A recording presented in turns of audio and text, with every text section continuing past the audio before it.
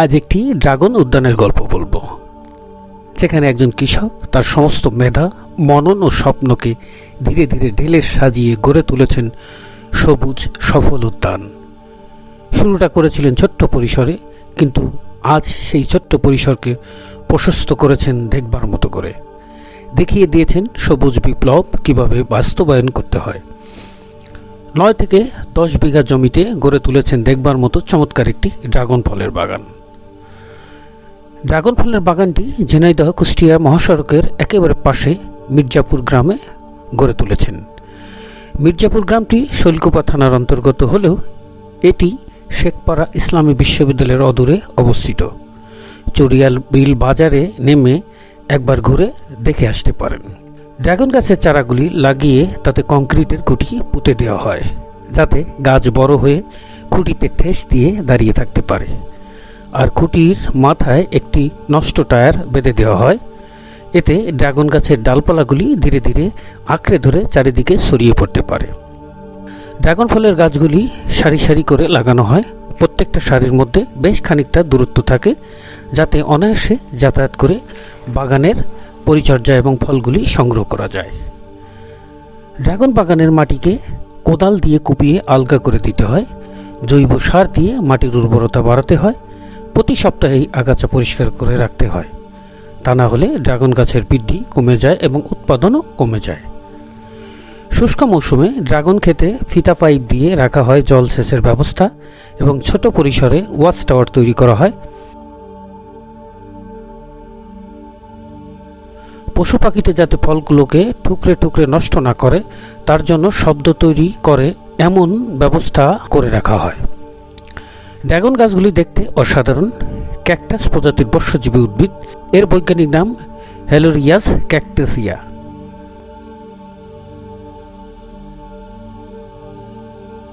চায়নাতে এটিকে পিতায়া নামে ডাকা হয়।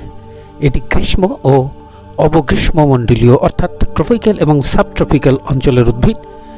এর উৎপত্তিস্থল মধ্য ও দক্ষিণ আমেরিকায় হলেও বর্তমানে বাংলাদেশ সহ এশিয়ার বিভিন্ন দেশে চাষাবাদ হচ্ছে।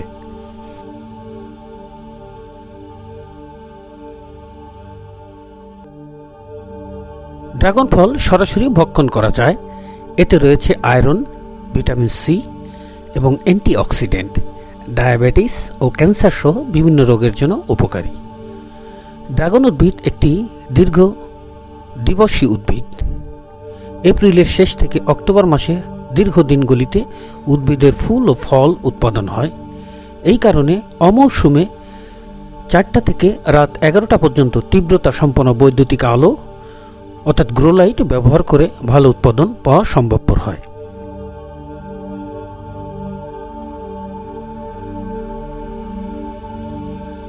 এই বৈদ্যুতিক আলোগুলি মাটি থেকে 135 সেন্টিমিটার থেকে 150 সেন্টিমিটার উচ্চতায় স্থাপন করা হয়, যাতে ফুলগুলি চারিদিক থেকে পর্যাপ্ত আলো পায়।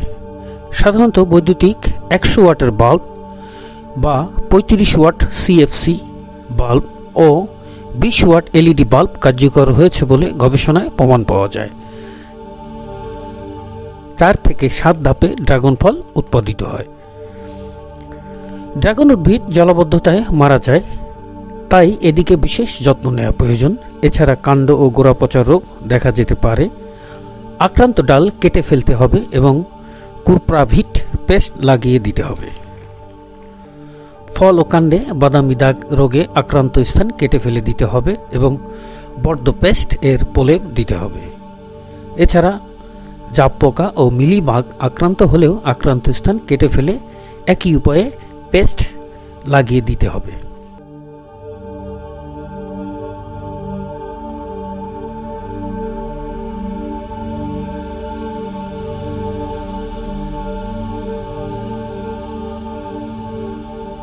ড্রাগন ফলের খোসা ও স্কেল হালকা গোলাপি বর্ণ হলে ফল সংগ্রহ করতে হবে। ফল 8 থেকে 10 দিন স্বাভাবিক তাপমাত্রায় সংরক্ষণ করা যায়।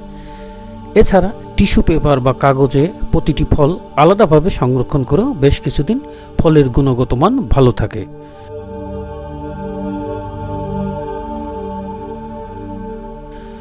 আমাদের এই সংক্ষিপ্ত তথ্যচিত্রে এই কৃষক ড্রাগন চাষে একজন আদর্শ ড্রাগন চাষি হিসেবে স্বীকৃতি লাভ করেছেন।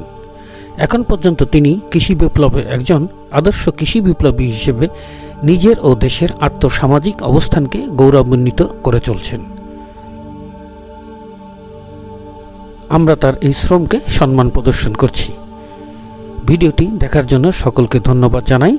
ভালো থাকুন, সুস্থ থাকুন ও কৃষি বিপ্লবে নিজেকে অংশীদারিত্বে সমৃদ্ধ করুন। ধন্যবাদ সবাইকে।